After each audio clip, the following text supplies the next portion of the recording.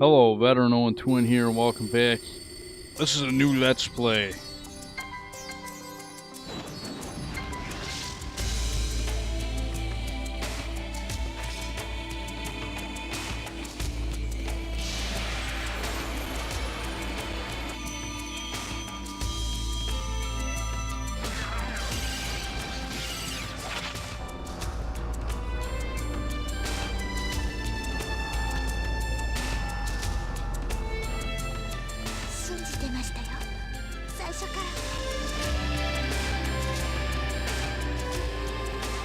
Dragon designs in this game are really fucking weird.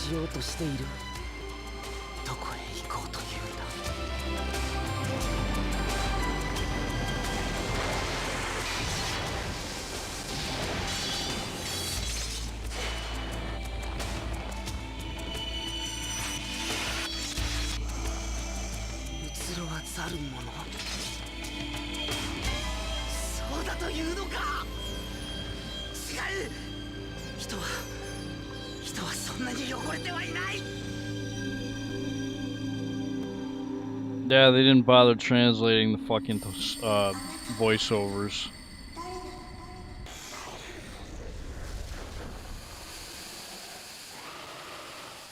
This was a rushed game. Yeah, they couldn't even fucking fully translate the goddamn title screen for this. That's how rushed when they released this game back in 2000 for the PlayStation. But anyways, yeah, this is Breath of Fire 4. No, don't start that shit again. I'm gonna start a new game here. Yeah, I said something earlier in my Breath of Fire 3 LP that I wasn't gonna LP the entire series. Well, I'll LP Breath of Fires 1 through 4, and then that's it. I'm not touching that Dragon Quarter game, and I'm probably not gonna touch that Breath of Fire, that game that they're making that they're calling Breath of Fire 6. I'm probably not gonna touch that one either. I'm sure that Breath of Fire 6 game is probably nothing like the first 4 games.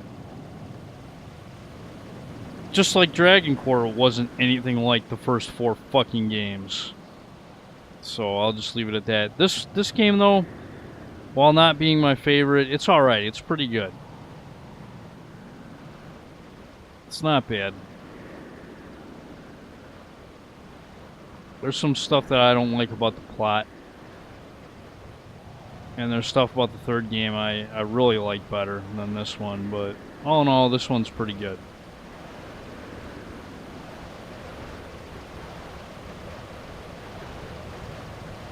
So here's 2 characters, Nina and Cray. Cray is a Woren, kind of like Ray from Breath of Fire 3. And Nina, she's pretty much in every Breath of Fire game, so no surprises there. She's the Princess of Windia. No starting out as a kid this time, though, like in Breath of Fire 3. I don't know, I just really like how they did the story in that game. This one, there's none of that going on. Music here is really good.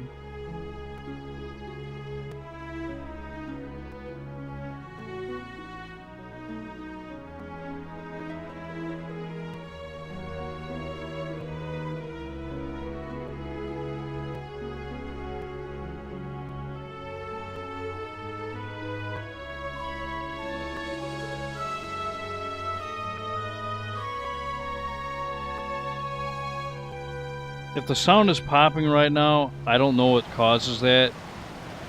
So, hopefully it doesn't bother you too much.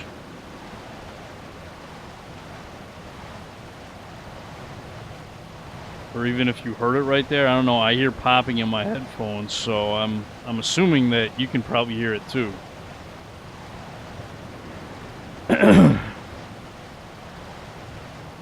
So yeah, these 2 are on their way to Sinesta to try and find out information on Alina, which is Nina's sister apparently, who is also a love interest of Cray.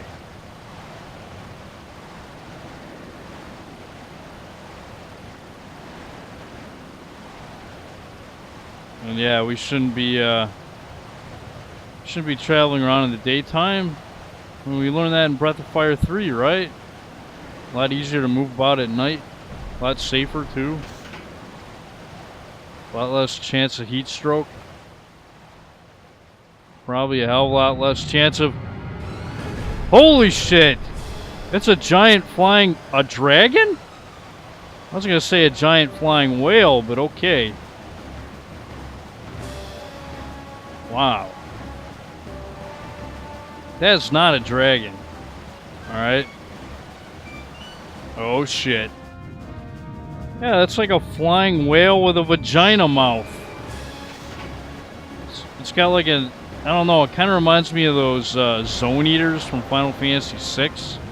Except it's got fins and it can fly. But yeah, it's got a vagina mouth. Or it's either a vagina or a fucking butthole. One of the two. I don't know. But yeah, the dragon designs in this game are just really, really fucked up looking. They don't look... They just look fucked up to me. Like, they were better in the third game. Like, by far. Oh yeah, and another thing about this game... Apparently it's set in a different, like, dimension or world than the first three games. So while they'll have references to the first three games, I mean, they're just references, and that's all they are. There's nothing in this game that ties this world with the first three games at all. Except for a few locales, like Windia is in this world, so it's like this world's version of Windia, I guess, which... to me is kind of dumb, but that's the way they did it, so whatever. But yeah, our Sandflyer is broken. What the fuck? The friggin' dragon attacked us for no reason at all.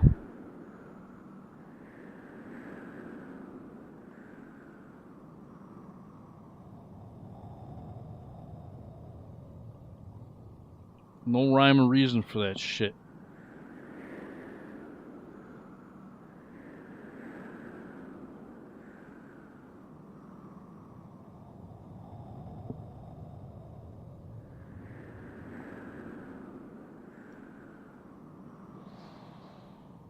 So yeah, we're going to be searching for Sandflyer parts. Now what's the problem, Cray?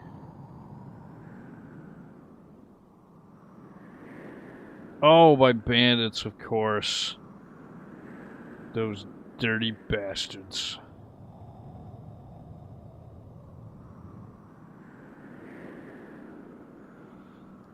So we're going to have to post a guard.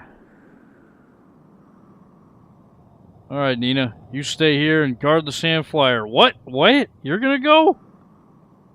Wow, that's a switch. I would have figured Nina would stay here and Cray would be the one to go. But alright. I guess Nina's the take charge type female. Get stuff done herself.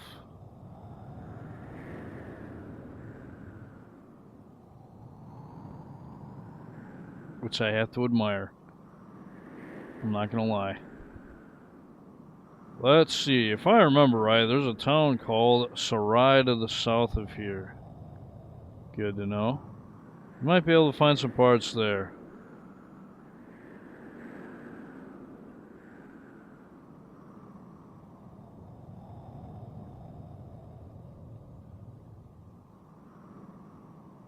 The King's Sword. Oh. Why you give me a King's Sword? Are you a king? Are you a prince? Strange. But yeah, even... Yeah, this is off topic, but, you know, I don't think the sprites in this game are better than they were in Breath of Fire 3. I think they look better in that game. I mean, I'm not saying they look bad in this game. I'm just saying they look better in Breath of Fire 3. They're okay. They're not bad. But anyways, to talk to people, you want to hit the X button. And to rotate the camera, all you gotta do is hit the R1 and L1 buttons. It says 360 degrees up there by the compass. That is the amount of rotation you can do in the given area that you're in. Otherwise, it'll say like 180 or 90 degrees or something like that. So, yeah. Anyways, to dash, you hold down the circle button as you move the D-pad around. To use your special action for that particular character that's in the lead, you hit the triangle button. Nina's, she will soar high up in the air and get a bird's eye view of your surroundings, which is actually pretty damn useful. Much more useful than her wand thing that she did in Breath of Fire 3, but I don't know, that wand thing had its uses, I guess. And then to go to the menu, you hit the square button. And I'll go over the menu later when it's more pertinent. But let's get out of here. Alright, now we're about to get a gander on the worst world map ever! This is terrible. This fucking map is awful. So if you hit select, you can zoom out and look at this shit. Look how boring, bland, and ugly as sin this fucking map is. Wow. But this is the world of Breath of Fire 4. You don't get to explore it like you could in, the first 3 games where the overworld actually, was lush and green and colorful and, well, like in the first 2 games you wander around on the map and you get random encounters. In Breath of Fire 3, the map was fucking awesome. It was colorful, lots of stuff to see. This is just bland, boring, and stupid. And lazy on top of it. Just fucking lazy. Yeah, I'm not a fan of that world map. Anyway, if you come down here,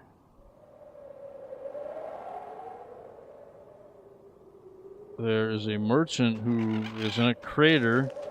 He's trying to escape. He's frantically running away with his birdie. Yeah, that is a pretty big hole.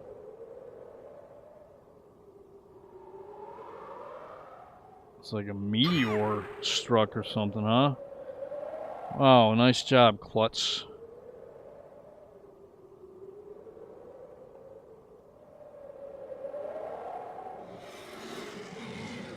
Whoa. I just heard something. I see something. It's transparent. What in the heck is it?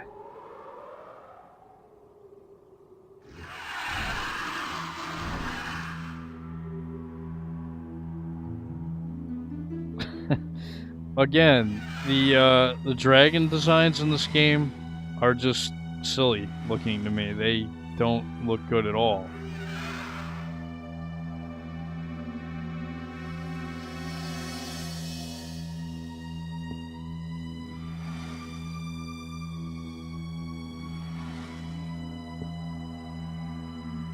It's not a monster, I guess.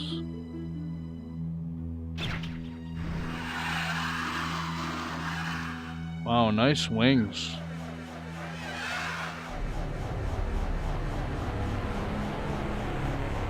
So it just fucking disappears? I mean, huh?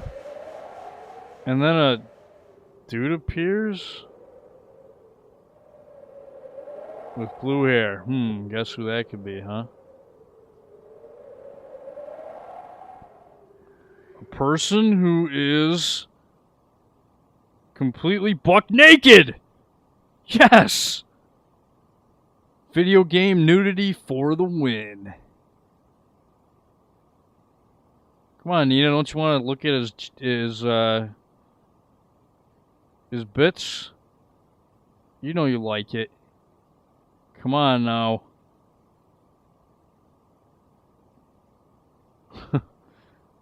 He's like, oh yeah, I guess I am naked.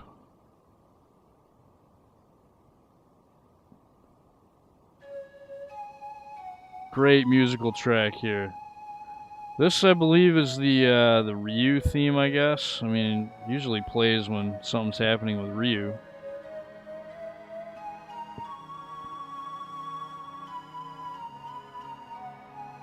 I like his clothes better in the 3rd game. But I guess they're alright. Kind of wears, baggy pants and a white beard. So, I mean, he's pretty cool in this game, I guess.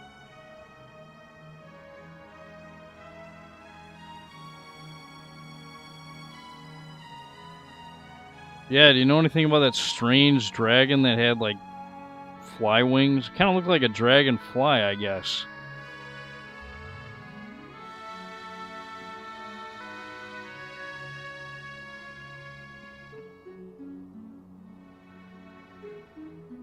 Yeah, he doesn't know shit. How about that? He's just as clueless as Ryu from the third game, except he's an adult this time right off the bat. Or at least a young adult.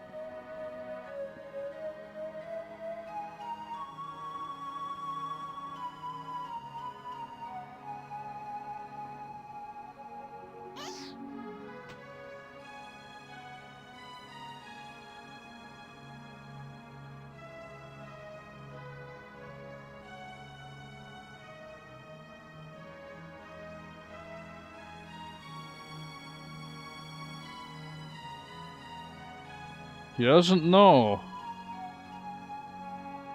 So yes, it wouldn't be an RPG if there wasn't a character with amnesia or no purpose at all. This character right now, he's a blank slate. He has no purpose, no direction. The people that he meets basically get swept up with his destiny that he eventually finds later as he goes. But he doesn't know what that is yet. Alright, so we get a king's sword. And it's kind of convenient that Cray gave Nina that sword, considering Nina doesn't wield swords, but I don't know.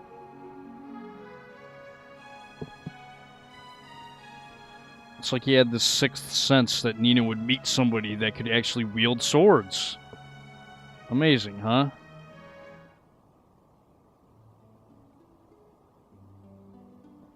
Alright, so from here we can go set up camp. I might as well do so. Yeah, I'll have fun playing this game. Not as much as fun as I had playing the third game, but this one's alright. It's got a good battle system. Alright, so I might as well go over the, oh, yeah, before I do that. Ryu's action outside of battle on the world map is just slash his sword. Just like in Breath of Fire 3. Alright, here's the menu. We have items. We can use items. Woren right here, that's item you need to use at the skill scroll. That way you can move items around the characters that you want to equip them with. Basically like Skill Link in Breath of Fire 3 is basically what Worms are. You can sort your items, you can drop unneeded items that you don't want to drop, and you can look at your key items. Special attacks. Magic here with Nina, she has Sever, which is a level 1 wind attack.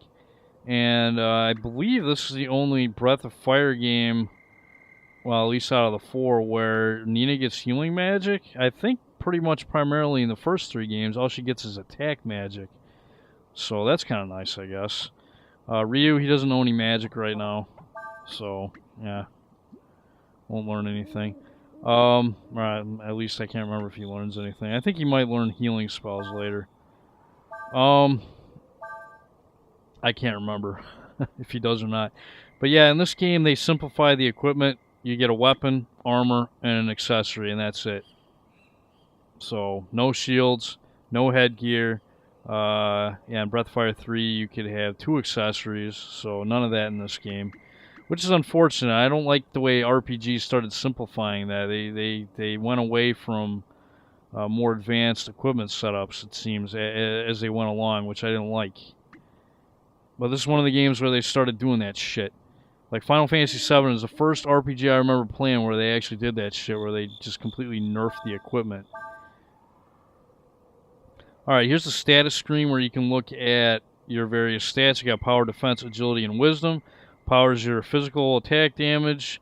Defense is your physical defense. Agility is your speed, and wisdom, I believe, also along with your attack. Magic strength controls your magic defense as well, I think. Don't quote me on that. I might have to look that up again. But yeah, and then yeah, that's the stuff that Ryu has right now. He just has clothing, nothing else. You can change the normal party you have walking around. Yeah, there are going to be 6 total characters in this game that you can use. This is just for walking around. Normal is just for walking around, like if you want to have characters doing their special actions like Ryu slashing sword, Nina flying in the sky and looking at surroundings, then you're going to want them up front. Then you have your battle formation where, yeah, in this game, well, I'll go over more about that later, but yeah, you can actually control your battle formation as well, and that's separate from your normal formation.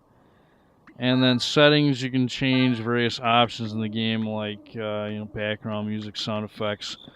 Buttons, if you don't like the buttons the way they're set up, you can change them there. Screen adjustment, you shouldn't need to do that. I don't know why anybody would need to do that.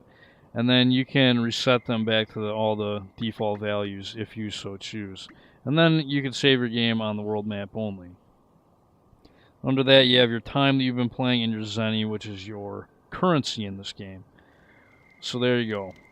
That's all the menu stuff. Now over here in camp, if you examine this, you can rest, save your game, look at skills, and you can just look at the list of skills here. So all the skills that you've learned in the game will show up here. They'll all be listed, which is kind of nice because you can actually see the ones that you're missing. So if you're one of those completionists and you want like every skill in the game, then this is what you would want to look at. And then you can display a list of each character's skills, which neither one of these characters have any skills yet. And then you can add skills, and or switch skills around, and the only way that you can do that is if you use an Orem, which is the same thing as Skill Link from Breath of Fire 3. Same exact thing, different name. I don't know why they call it Orem, but whatever, that's what they call it in this game. Skill Link was fine. But, oh, yeah, one last thing. Then you have your master menu. Right now you can look at the, you can join a character with a certain master that you've acquired up to this point in the game. I don't have any. You can look at the info for the master, what stats they affect. What the next is your conditions that you need for the next ability they'll teach you. And the country is where the master resides. So all the information you need to know about the master on the screen right here. And in this game, unlike Breath of Fire 3, you can actually switch masters whenever you want. So if you want certain stat gains for a character from a certain master, you aren't handicapped by the fact that you might get locked out of a region for a while and not be able to go back to that master and talk to him. So what this game does is it allows you to switch around the masters with the characters. That way you don't have to worry about being locked out of a region. You can switch masters whenever you want from the camp menu here, which is very, very nice. So yeah, in Breath of Fire 3 you couldn't do that. So that's definitely an improvement, in my opinion. They did improve upon some stuff in this game. It's not all bad, but not enough for me to warrant this game being better than the third one, that's for sure. But anyways, this is going to be a fun LP. That's all for this episode of Breath of Fire 4. In the next episode, we're going to travel south towards the city of Sarai. This is Veteran 021. I'd like to thank you guys for watching, and I'll see you next time.